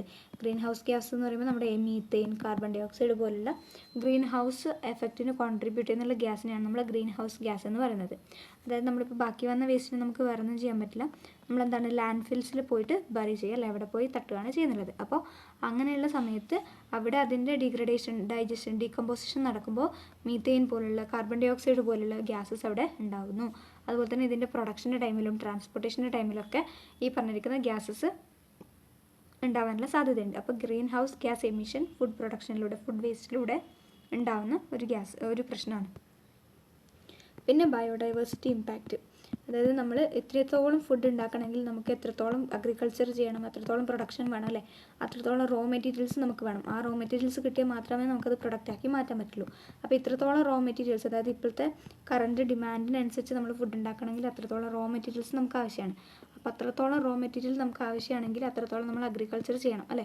ഇപ്പോഴത്തെ ഈ കണ്ടീഷൻ, അതായത് ക്ലൈമാറ്റിക് കണ്ടീഷനൊക്കെ ചേർത്ത് നിന്നുകൊണ്ട് ഇത്രയും അഗ്രികൾച്ചർ ചെയ്തിട്ട് ഇത്രയും പ്രൊഡക്ട്സ് കിട്ടണമെങ്കിൽ നമ്മൾ നല്ലൊരു ഏരിയയിൽ തന്നെ അഗ്രികൾച്ചർ ചെയ്യേണ്ടി വരുന്നുണ്ട്. അപ്പോൾ നമ്മൾ ഈ അഗ്രികൾച്ചർ ഇത്രയും നല്ലൊരു ഏരിയയിൽ ചെയ്യാൻ വേണ്ടിയിട്ട് ഫോറസ്റ്റ് ലാൻഡൊക്കെ ക്ലിയർ ചെയ്യുന്നുണ്ട്. ഈ ഫോറസ്റ്റ് ലാൻഡൊക്കെ ക്ലിയർ ചെയ്യുന്നത് മൂലം ഒരുപാട് ഓർഗാനിസത്തിന്, നമ്മുടെ ബേർഡ്സ് പോലുള്ള കുഞ്ഞു കുഞ്ഞു ഓർഗാനിസത്തിന് ഹാബിറ്റാറ്റ് ഇല്ലാണ്ടാവുന്നുണ്ട്. സോ ഹാബിറ്റാറ്റ് ഡിസ്ട്രക്ഷൻ നടക്കുന്നുണ്ട്, ബയോഡൈവേഴ്സിറ്റിൻ്റെ ലോസ് നടക്കുന്നുണ്ട്, ഡീഫോറസ്റ്റേഷൻ നടക്കുന്നുണ്ട്. അതാണ് നമ്മൾ ബയോഡൈവേഴ്സിറ്റി ഇമ്പാക്റ്റിലൂടെ ഉദ്ദേശിക്കുന്നത്. അപ്പോൾ എൻവയോൺമെൻറ്റൽ ഇംപ്ലിക്കേഷൻ എന്ന് പറയുമ്പോൾ നമുക്ക് ഒന്ന് resource depletion, green house gas emission, പിന്നെ ഒന്ന് ബയോഡൈവേഴ്സിറ്റി ഇമ്പാക്റ്റ്. ഇത്രയാണ് എൻവയോൺമെൻറ്റ്. ഇനി നമ്മൾ എക്കണോമിക് ഇംപ്ലിക്കേഷൻസ് ആണ് പറയാൻ വന്നുള്ളത്. ഒന്നെന്ന് പറയുന്നത് ഫിനാൻഷ്യൽ ലോസ് അല്ലേ. ആ പറഞ്ഞിരിക്കുന്ന ഫുഡിന് നഷ്ടപ്പെട്ടു പോകുമ്പോൾ അത്രത്തോളം ലോസാണ്, നമുക്കവിടെ പ്രോഫിറ്റ് ഉണ്ടാവുന്നില്ല, അത്രത്തോളം ഫിനാൻഷ്യൽ ലോസാണ് ഉണ്ടാവുന്നുള്ളത്. വേസ്റ്റ് ചെയ്തിരിക്കുന്ന റിസോഴ്സ്, അതിനുവേണ്ടി നമ്മൾ യൂസ് ചെയ്ത എനർജി, ഇപ്പോൾ നമ്മൾ നേരത്തെ പറഞ്ഞില്ലേ, അതിനുവേണ്ടി യൂസ് ചെയ്ത റോ മെറ്റീരിയൽസ്, അതുപോലെ തന്നെ പ്രൊഡക്ഷൻ കോസ്റ്റ്, അതിന് വർക്ക് ചെയ്ത ആൾക്കാർക്ക് കൊടുക്കുന്നുള്ള മണി, ഇതൊക്കെ വെച്ചിട്ട് ഈ ലോസ് എന്ന് പറയുന്നത് ഫാർമേഴ്സിനും ലോസാണ്, കൺസ്യൂമേഴ്സിനും ലോസായിരിക്കും, അതുപോലെ തന്നെ ബിസിനസ് ചെയ്ത ആൾക്കാർക്കും അത് ലോസാണ്, ഫിനാൻഷ്യൽ ലോസായിട്ട് വരും. പിന്നെ ഇൻക്രീസ്ഡ് ഫുഡ് പ്രൈസസ്, അതായത് ഇപ്പോൾ ഈ പറഞ്ഞിരിക്കുന്ന ലോസ് നമ്മൾ മീറ്റ് ചെയ്യാൻ വേണ്ടിയിട്ട് നമ്മൾ എന്ത് ചെയ്യും, ഫുഡ് പ്രൊഡക്ട്സിൻ്റെ പ്രൈസ് ഇൻക്രീസ് ചെയ്യും അല്ല. ഒരു പാക്കറ്റിന് ഒരു പക്ഷേ നമ്മൾ നോർമൽ ചാർജ് ₹30 മറ്റാണെങ്കിൽ നമ്മൾ ഈ ലോസൊക്കെ ഒന്ന് മീറ്റ് ചെയ്യാൻ വേണ്ടിയിട്ട്, അതൊന്ന് നേരെ കിട്ടാൻ വേണ്ടിയിട്ട്, അതായത് അത്രയും ലോസ് കുറക്കാൻ വേണ്ടിയിട്ട് ഈ 30ക്ക് പകരം ഒരു 50 അല്ലെങ്കിൽ 40 ഒക്കെ വെക്കാറുണ്ട്. അപ്പോൾ അവിടെ സാധാരണ അത്രയും വിലയില്ലാത്തൊരു പ്രൊഡക്റ്റിന് വില കൂട്ടി പറയുകയാണ് ചെയ്യുന്നത്. അപ്പോൾ ഇൻക്രീസ്ഡ് ഫുഡ് പ്രൈസസ്, അതും ഒരു എക്കണോമിക്കലായിട്ടുള്ളൊരു ഇംപ്ലിക്കേഷനാണ്. പിന്നെ ഒരുപാട് ഫുഡ് ഡൊണേഷൻസ്, നമുക്ക് ആനിമൽ ഫീഡായിട്ട് ആ ഫുഡ് കൊടുക്കാം, അതുപോലെ തന്നെ ഫുഡ് ഡൊണേഷൻസ് നമുക്ക് അറേഞ്ച് ചെയ്യാം, അല്ലെങ്കിൽ വേറെ എന്തെങ്കിലും പ്രൊഡക്ട്സ് ആയിട്ട് ആ ഫുഡിനെ മാറ്റാം. അപ്പോൾ അതുപോലുള്ള ഓപ്പർച്യൂണിറ്റീസ് അവിടെ മിസ്സാവുകയാണ് ചെയ്യുന്നത്. അതിനാണ് നമ്മൾ മിസ്ഡ് എക്കണോമിക് ഓപ്പർച്യൂണിറ്റീസ് എന്ന് പറയാം അല്ലേ. അതിപ്പോൾ നമ്മൾ കറക്റ്റ് ഡിസ്പോസ് ചെയ്യാണ്ട് നമ്മൾ യൂസ് ചെയ്യുന്നുണ്ടെങ്കിൽ, അതായത് വേസ്റ്റ് നമ്മൾ ലാൻഡ് ഫില്ലിൽ പോയി തട്ടല്ലാണ്ട് വേറെ നമ്മൾ യൂസ് ചെയ്യുന്നുണ്ടെങ്കിൽ നമുക്കത് ഫുഡ് ഡൊണേഷൻസ്, ആനിമൽ ഫീൽഡ് പോലുള്ള കാര്യങ്ങൾക്ക് വേണ്ടി യൂസ് ചെയ്യാം. അപ്പോൾ അതും ഒരു മിസ്ഡ് ഓപ്പർച്യൂണിറ്റി ആയിട്ട് നമുക്ക് യൂസ് ചെയ്യാം. അപ്പോൾ എൻവയോൺമെൻറ്റൽ കഴിഞ്ഞു, അതുപോലെ തന്നെ എക്കണോമിക്കൽ കഴിഞ്ഞു. എൻവയോൺമെൻറ്റൽ ജസ്റ്റ് ഒന്ന് ആലോചിച്ച് എഴുതിയാൽ മതി എങ്ങനെയായിരിക്കും വരികയെന്ന്. ഓക്കെ. പിന്നെ നെക്സ്റ്റ് ആണ് സോഷ്യൽ ഇംപ്ലിക്കേഷൻസ്. സോഷ്യൽ ഇംപ്ലിക്കേഷൻസ് എന്ന് പറയുമ്പോൾ ഒന്ന് ഫുഡ് ഇൻസെക്യൂരിറ്റിയാണ്. നമുക്കറിയാം ഒരുപാട് ആൾക്കാർക്ക് ഒരു നേരത്തെ പോലും ഭക്ഷണം കിട്ടാതെ ബുദ്ധിമുട്ടുന്നുള്ള ആൾക്കാരുണ്ട്. അപ്പോൾ അവർക്ക് പോലും കൊടുക്കാൻ പറ്റാണ്ട് ഇത് ഒരുപാട് ഫുഡ് നമ്മൾ വേസ്റ്റ് ചെയ്യേണ്ടി വരുന്നുണ്ട്. അതിനാണ് നമ്മൾ ഫുഡ് ഇൻസെക്യൂരിറ്റി കൊണ്ട് അർത്ഥമാക്കുന്നുള്ളത്. ഓക്കെ, ഫുഡ് ഇൻസെക്യൂരിറ്റി കൊണ്ട് അർത്ഥമാക്കുന്നുള്ളത്, അതായത് ഒരുപാട് ആൾക്കാർക്ക് സഫീഷ്യൻ്റ് ആയിട്ടുള്ള ന്യൂട്രീഷ്യൻ്റ് ആയിട്ടുള്ള ഫുഡ് കിട്ടുന്നില്ല. പക്ഷേ നമ്മൾ ഒരുപാട് ഫുഡ് വേസ്റ്റ് ചെയ്യാണ് ചെയ്യുന്നത്. അപ്പോൾ ഈ വേസ്റ്റ് ചെയ്യാണ്ട് ഒരുപാട് ഫുഡ്സിനെ നമുക്ക് ഇതുപോലുള്ള ന്യൂട്രീഷ്യസ് ആയിട്ടുള്ള ഫുഡ് കിട്ടാത്ത ആൾക്കാർക്ക് വേണ്ടി നമുക്ക് റീഡയറക്റ്റ് ചെയ്യാവുന്നതാണ്. അതിനാണ് നമ്മൾ ഫുഡ് ഇൻസെക്യൂരിറ്റി എന്ന് പറയുന്നത്. ഓക്കെ. പിന്നെ ഒന്നാണ് എത്തിക്കൽ ഇഷ്യൂസ് ഉണ്ടാകുന്നുണ്ട്. അതായത് നമ്മളെ എഡിബിളായിട്ടുള്ള ഫുഡ് ഡിസ്കാർഡ് ചെയ്യുന്നതിൽ മൂലം ഒരുപാട് ഈ വിശപ്പ് അടക്കാൻ പറ്റാത്ത കുറച്ച് ആൾക്കാരുണ്ടല്ലോ, അവരുടെ ഇടയിൽ ഒരു എത്തിക്കൽ ഇഷ്യൂസ് അവിടെ ഉണ്ടാവുന്നുണ്ട്. Okay. Addressing food waste is an issue of social justice. Next community engagement. Reducing food waste encourages community involvement, fostering collaborations among individuals, businesses and organizations to tackle the issues collectively. അപ്പോൾ ഇതൊക്കെയാണ് social പരമായിട്ടുള്ള പ്രശ്നങ്ങൾ. Next എന്തൊക്കെ കൊണ്ടാണ് ഈ food waste ഇത്രയും ഉണ്ടാവുന്നുള്ളത്. അപ്പോൾ അതായത് അതുമൂലം ഉണ്ടാകുന്ന പ്രശ്നങ്ങളൊക്കെ പറഞ്ഞു. ഇനി എന്തുകൊണ്ടാണ് റീസൺസ് അല്ലെങ്കിൽ factors contributing to food waste, എങ്ങനെയാണ് ഇത്രത്തോളം ഫുഡ് വേസ്റ്റ് ഉണ്ടാകുന്നുള്ളത്. ഒന്നെന്ന് പറയുന്നത് ഓവർ പ്രൊഡക്ഷൻ, ആവശ്യത്തിൽ കൂടുതലായിട്ട് നമ്മൾ പ്രൊഡ്യൂസ് ചെയ്താൽ ഈ പറഞ്ഞിരിക്കുന്ന കാര്യങ്ങൾ നടക്കും. അതുപോലെ തന്നെ കൃത്യമായ പ്ലാനിങ് ഇല്ല. കൃത്യമായ പ്ലാനിങ് ഇല്ലെങ്കിൽ ഇത് പറഞ്ഞിരിക്കുന്ന കാര്യങ്ങൾ നടക്കും. അതുപോലെ തന്നെ ഇൻഫ്ലുവൻസ് ടെംപ്റ്റിംഗ് പ്രൊമോഷൻസ്, അതായത് buy one get one free എന്നൊക്കെ പറഞ്ഞിട്ടുള്ള വെറുതെയുള്ള ഇതുപോലെ കാരണം നമ്മൾ ഒരുപാട് സാധനങ്ങൾ വാങ്ങിക്കും അല്ലേ. Buy one get one free എന്നൊക്കെ പറയുമ്പോൾ ആൾക്കാർ ഒരുപാട് സാധനങ്ങൾ വാങ്ങിക്കും, എന്നിട്ട് അത് വേസ്റ്റായി പോകാനുള്ള സാധ്യതയുണ്ട്. പിന്നെ ഡിസ്കാർഡ്, അതായത് ഇപ്പോൾ നമ്മൾ ചില ഫ്രൂട്ട്സ് അല്ലെങ്കിൽ ചില ഐറ്റം നമ്മൾ വിഷ്വലി നമ്മൾ കാണുമ്പോൾ അതിന് ചെറിയ ഡിഫക്റ്റ് ഉണ്ടാവും. അതായത് ഇപ്പോൾ നമ്മൾ ഫോർ എക്സാമ്പിൾ ഇപ്പോൾ മാംഗോ അല്ലെങ്കിൽ ബനാന ഒക്കെ ജസ്റ്റ് ഒന്ന് ബ്ലാക്ക് കളർ വന്നാൽ തന്നെ നമ്മളത് സെലക്ട് ചെയ്യില്ല. നമ്മൾ പകരം ഫുൾ യെല്ലോ കളറിലുള്ള ഫ്രൂട്ട് അല്ലെങ്കിൽ നല്ല ഡാമേജ് ഇല്ലാത്ത ഫ്രൂട്ട് മാത്രമേ നമ്മൾ സെലക്ട് ചെയ്യുള്ളൂ. ശരിക്കും അത് വിഷ്വലി മാത്രമാണ് അതിൻ്റെ പുറത്ത് ചെറിയൊരു ഡാമേജ് വന്നിട്ടുള്ളത്. അങ്ങനെ അത് ഒരാൾക്കാരും ഒരു കൺസ്യൂമറും അതിനെ സെലക്ട് ചെയ്യാതെ വരുമ്പോൾ ആ ഫുഡ് വേസ്റ്റ് ആയിട്ട് പോവുകയാണ് ചെയ്യുന്നത്. അതും ഒരു കാരണമായിട്ട് വരാം. പിന്നെ നമ്മൾ ക്വാളിറ്റി സ്റ്റാൻഡേർഡ്സ് ഒക്കെ വെച്ചിട്ടാണ് ഇപ്പോൾ എല്ലാവരും ഫുഡ്സ് വാങ്ങിക്കാൻ പോകുന്നുള്ളത്. അപ്പോൾ ആ സ്റ്റാൻഡേർഡ്സ് മീറ്റ് ചെയ്യാത്ത ഫുഡ് പ്രൊഡക്ട്സ് അത് വേസ്റ്റ് ആയിട്ട് പോകാറുണ്ട്. പിന്നെ ഇന്നെഫിഷ്യൻ്റ് ആയിട്ടുള്ള സപ്ലൈ ചെയിൻ മാനേജ്മെൻറ്റ്, ഇന്നെഫിഷ്യൻ്റ് ആയിട്ട് അവർ സപ്ലൈ ചെയ്യുകയാണെങ്കിൽ അവിടെയും വരാറുണ്ട്. പിന്നെ റീറ്റെയിൽ പ്രാക്ടീസസ്, പിന്നെ കൺസ്യൂമറിൻ്റെ ബിഹേവിയർ കൊണ്ട് നഷ്ടപ്പെട്ടു പോകാറുണ്ട്. പിന്നെ ലാക്ക് ഓഫ് ഇൻഫ്രാസ്ട്രക്ചർ കാരണം പോകാറുണ്ട്. പിന്നെ ഫുഡ് റെഗുലേഷൻസും liability concerns, stock management issues കാരണം പോകാറുണ്ട്. പിന്നെ lack of awareness and education. ഇത്തരത്തിലുള്ള റീസൺസ് കൊണ്ടാണ് എന്ത് പോകുന്നുള്ളത്, നമ്മുടെ ഫുഡ് അത്രയും വേസ്റ്റായിട്ട് പോകുന്നുള്ളത്. ഇതൊക്കെയാണ് ഇതിൻ്റെ റീസൺ ആയിട്ട് വരുന്നുള്ളത്. ഇനി വേസ്റ്റ് മാനേജ്മെൻറ്റിൻ്റെ ഒരു ഹൈറാർക്കി നമുക്ക് പഠിക്കാനുണ്ട്. അതായത് ഇതെങ്ങനെ പ്രിവെൻറ്റ് ചെയ്യാം. അതിലാദ്യം നമുക്ക് ചെയ്യേണ്ടത് പ്രിവെൻഷനാണ്. ഫുഡ് വേസ്റ്റ് കുറക്കാൻ വേണ്ടി നമ്മൾ ആദ്യം ചെയ്യേണ്ടത് പ്രിവെൻഷനാണ്. അതിന് ശേഷം നമ്മൾ എന്ത് ചെയ്യുക, മിനിമൈസ് ചെയ്യുക, പരമാവധി നമ്മൾ ഇല്ലാണ്ടാക്കുക, പ്രിവെൻറ്റ് ചെയ്യുക, പിന്നെ കുറച്ചൊക്കെ മിനിമൈസ് ചെയ്യുക. ഇനി അതുമല്ല ഉണ്ടാക്കി പോയെങ്കിൽ നമ്മളതിനെ റീയൂസ് ചെയ്യാൻ നോക്കുക, അതും അല്ലെങ്കിൽ റീസൈക്കിൾ ചെയ്യുക, അതും നടക്കുന്നില്ലെങ്കിൽ ഡിസ്പോസൽ. ഇങ്ങനെയാണ് നമ്മുടെ ഹൈറാർക്കി വരുന്നുള്ളത്. ഓക്കെ, ഹൈറാർക്കി ഇങ്ങനെയാണ് വരുന്നുള്ളത്. അപ്പോൾ ഏറ്റവും കൂടുതൽ ചെയ്യേണ്ടത് പ്രിവെൻഷനാണ്. പ്രിവെൻഷൻ നടക്കുന്നില്ലെങ്കിൽ മിനിമൈസ് ചെയ്യുക, മിനിമൈസ് നടക്കുന്നില്ലെങ്കിൽ ഉണ്ടാക്കി പോയെങ്കിൽ റീയൂസ് ചെയ്യുക, റീയൂസ് നടന്നില്ലെങ്കിൽ റീസൈക്കിൾ ചെയ്യുക, വേറെ എന്തെങ്കിലും പ്രൊഡക്റ്റാക്കി കൺവേർട്ട് ചെയ്തിട്ടോ അല്ലെങ്കിൽ ആനിമൽസിന് കൊടുത്തിട്ടോ അങ്ങനെ നമ്മൾ റീസൈക്കിൾ ചെയ്യുക. അതും നടക്കുന്നില്ലെങ്കിൽ മാത്രം എന്ത് ചെയ്യുക, ഡിസ്പോസൽ ചെയ്യുക. ഓക്കെ, ഇതാണ് വേസ്റ്റ് മാനേജ്മെൻറ്റ് ഹൈറാർക്കി എന്ന് പറയുന്നത്. ഈ ഓർഡർ കൃത്യമായിട്ട് പഠിച്ചു വെക്കുക. പ്രിവെൻഷൻ, മിനിമൈസ്, അതിനുശേഷമാണ് റീയൂസ് വരുന്നത്, പിന്നെയാണ് റീസൈക്കിൾ വരുന്നത്, പിന്നെയാണ് ഡിസ്പോസൽ വരുന്നുള്ളത്. അപ്പോൾ ശരിക്കും വേസ്റ്റ് മാനേജ്മെൻറ്റിൻ്റെ ഒരു മെയിൻ ആയിട്ടുള്ള ഗോൾ എന്ന് പറയുന്നത് സസ്റ്റൈനബിൾ ആയിട്ടുള്ള ഒരു വേസ്റ്റ് മാനേജ്മെൻറ്റ് ആയിരിക്കണം എന്നാണ്. സസ്റ്റൈനബിൾ ആയിട്ടുള്ള ഒരു വേസ്റ്റ് മാനേജ്മെൻറ്റ് ആയിരിക്കണം എന്നാണ്. To achieve a sustainable waste management. ഇതിനകത്ത് റീയൂസിങ് എന്ന് പറയുമ്പോൾ എന്താണ്, നമ്മൾ ചില ഫുഡ്സ് ഐറ്റംസ് എന്താണ് നല്ല ഗുഡ് കണ്ടീഷനിലുണ്ടാവും അല്ലേ. അങ്ങനെ ഗുഡ് കണ്ടീഷനിലുണ്ടാവുന്ന സാധനങ്ങളെ നമ്മൾ എന്ത് ചെയ്യുക, ജസ്റ്റ് ഒന്ന് റീയൂസ് ചെയ്തിട്ട് അതിനെ വേസ്റ്റ് ആക്കാണ്ട് റീയൂസ് ചെയ്യുക. അല്ലെങ്കിൽ നമ്മൾ റെഫ്രിജറേറ്റ് ഒക്കെ ചെയ്തിട്ട് അതിൻ്റെ ലൈഫ് സ്പാനൊക്കെ ഇൻക്രീസ് ചെയ്യാറില്ലേ, അതാണ് നമ്മൾ റീയൂസ് കൊണ്ട് ഉദ്ദേശിക്കുന്നില്ലേ. വീടുകളിൽ തന്നെ ബാക്കിയായിട്ടുള്ള കറികളൊക്കെ നമ്മൾ റീയൂസ് ചെയ്യാറുണ്ട്, അത് പറയാം. പിന്നെ റീസൈക്ലിംഗ് എന്ന് പറയുമ്പോൾ എന്താ പറഞ്ഞത്, നമ്മളിപ്പോൾ അതേ പ്രൊഡക്റ്റിനെ തന്നെ യൂസ് ചെയ്യണ്ട, നമ്മളതിപ്പോൾ ആനിമൽ ഫീഡാക്കി മാറ്റിയിട്ട് അതിനെ റീസൈക്കിൾ ചെയ്യാം, അല്ലെങ്കിൽ ഇപ്പോൾ നമുക്കത് വേറെ എന്തെങ്കിലും തരത്തിലുള്ള പ്രൊഡക്ട്സ് ആക്കി അതിനെ കൺവേർട്ട് ചെയ്യാം. ഓക്കെ, അതായത് വേസ്റ്റിനെ തന്നെ റോ മെറ്റീരിയൽസ് ആക്കി മാറ്റുന്നുള്ള ഒരുപാട് ടെക്നോളജീസ് ഇപ്പോൾ നമുക്കുണ്ട്. അപ്പോൾ അതുപോലെയുള്ള ടെക്നോളജീസ് നമുക്ക് യൂസ് ചെയ്യാം. പിന്നെ ഒന്നും നടക്കുന്നില്ലെങ്കിൽ മാത്രമാണ് നമ്മൾ എന്ത് ചെയ്യേണ്ടത്, ഡിസ്പോസൽ ചെയ്യേണ്ടത്. ഓക്കെ, ഡിസ്പോസൽ അല്ലെങ്കിൽ ലാൻഡ് ഫില്ലിംഗ് എന്ന് പറയും. ഓക്കെ, ലാൻഡ് ഫില്ലിംഗ് എന്ന് പറയും. അതായത് ഇപ്പോൾ നമുക്ക് പ്രിവെൻഷനോ മിനിമൈസിങ്ങോ ഒന്നും നടന്നില്ലെങ്കിൽ മാത്രമേ നമ്മൾ എന്തിലോട്ട് പോകാൻ പാടുള്ളൂ, ഈ പറഞ്ഞിരിക്കുന്ന ലാൻഡ് ഫില്ലിങ്ങിലോട്ട് പോകാറുള്ളൂ. ഓക്കെ, ഈ പ്രോപ്പറായിട്ട് ലാൻഡ് ഫില്ലിങ് ചെയ്തില്ലെങ്കിലും പ്രശ്നമാണ്. കാരണം അതിപ്പോൾ നമ്മൾ കറക്റ്റായിട്ട് മണ്ണ് മൂടിയിട്ടില്ലെങ്കിൽ, അതായത് ഇപ്പോൾ നമ്മൾ ഇവിടെ ഒരു കുഴിയെടുത്ത് അതിലേക്ക് ഫുഡ് വേസ്റ്റ് ആഡ് ചെയ്തിട്ട് മണ്ണ് വെച്ച് നമ്മൾ മൂടുകയാണ് ചെയ്യുന്നുള്ളത് ലാൻഡ് ഫില്ലിങ്ങിൽ. അപ്പോൾ ഇവിടെ ഇത് കറക്റ്റായിട്ട് മൂടിയിട്ടില്ലെങ്കിൽ എന്ത് സംഭവിക്കും, ഇൻസെക്ട്സ് വന്ന് പെരുകാനുള്ള സാധ്യതയുണ്ട്, അവിടെ ഒരുപാട് ഇൻഫെക്ഷന് അവിടെ വഴിയൊരുക്കാനുള്ള സാധ്യതകളുണ്ട്. ഓക്കെ, പിന്നെ നമുക്ക് ചെയ്യാൻ പറ്റുന്നതെന്ന് വെച്ചിട്ടുണ്ടെങ്കിൽ എന്താണ്, ഫുഡ് വേസ്റ്റ് ട്രാക്കിങ്, അതുപോലെ തന്നെ മോണിറ്ററിങ് സിസ്റ്റംസ് കൊണ്ടുവരാം, എഡ്യൂക്കേറ്റ് ചെയ്യാം കൺസ്യൂമേഴ്സിനെയൊക്കെ, അങ്ങനെയൊക്കെ നമുക്ക് പലതരത്തിൽ കുറക്കാൻ പറ്റും. ഇത്രയാണ് ഫുഡ് വേസ്റ്റ് മാനേജ്മെൻറ്റിനെ കുറിച്ച് പറയാനുള്ളത്. ഇനി ഫുഡ് വേസ്റ്റ് മാനേജ്മെൻറ്റും കുറച്ച് ISO സ്റ്റാൻഡേർഡ്സ്, നമ്മൾ FSMS പറഞ്ഞില്ലേ, എത്രയായിരുന്നു? 22,000. ISO 22,000 ആയിരുന്നു. അപ്പോൾ international organisation for standardisation, international organisation for standardisation, അതാണ് ISOൻ്റെ ഫുൾ ഫോം കേട്ടോ, ഇൻ്റർനാഷണൽ ഓർഗനൈസേഷൻ ഫോർ സ്റ്റാൻഡേർഡൈസേഷൻ. അത് FSMS എന്ന് പറഞ്ഞാൽ 22,000 ആണ്. ഫുഡ് സേഫ്റ്റി മാനേജ്മെൻറ്റ് സിസ്റ്റമാണ്. അതുപോലെ തന്നെ എൻവയോൺമെൻറ്റ് മാനേജ്മെൻറ്റ് സിസ്റ്റം ഉണ്ട്, എൻവിറോൺമെൻറ്റൽ മാനേജ്മെൻറ്റ് സിസ്റ്റം ഉണ്ട്. അത് വരിക 14,001 ആണ് കേട്ടോ, 14,001 ആണ്. ഓക്കെ, 14,001-നകത്താണ് ഏത് വരുന്നില്ല? ISO 14,001 എന്ന് വെച്ചിട്ടുണ്ടെങ്കിൽ എൻവിറോൺമെൻറ്റൽ മാനേജ്മെൻറ്റ് സിസ്റ്റമാണ്. അതിനകത്ത് എങ്ങനെ നമ്മൾ എൻവയോൺമെൻറ്റിൽ ഉണ്ടാകുന്ന ഇമ്പാക്റ്റ് മാനേജ് ചെയ്യാം, സസ്റ്റൈനബിലിറ്റി ഇമ്പ്രൂവ് ചെയ്യാം, അതുപോലെ തന്നെ എൻവയോൺമെൻറ്റൽ റെഗുലേഷൻസ് എങ്ങനെ മീറ്റ് ചെയ്യുക എന്നുള്ള കാര്യങ്ങളാണ് ഈ പറഞ്ഞിരിക്കുന്ന ISO 14,001-നകത്ത് പറയുന്നത്. നെക്സ്റ്റ് ISO 9001 ഉണ്ട്. ഈ 9001 എന്ന് പറയുന്നത് ക്വാളിറ്റി മാനേജ്മെൻറ്റ് സിസ്റ്റമാണ്, QMS എന്ന് പറയും. QMS. അതുപോലെ തന്നെ ISO 50,001 ഉണ്ട്, അത് എനർജി മാനേജ്മെൻറ്റ് സിസ്റ്റമാണ്. അപ്പോൾ quality management system, energy management system, അതുപോലെ തന്നെ environmental management system. Environmental management system 14,001-ലാണ്, 9001 ക്വാളിറ്റിയാണ്. പിന്നെ എനർജി മാനേജ്മെൻറ്റ് സിസ്റ്റം 15,001-നകത്താണ് വരുന്നുള്ളത്. ഓക്കെ, അപ്പോൾ ഇത്രയാണ് ഇന്നത്തെ വീഡിയോനകത്ത് പറയാനുള്ളത്. ഇഷ്ടമായാലും ഒന്ന് ലൈക്ക് ചെയ്യാം. So thank U.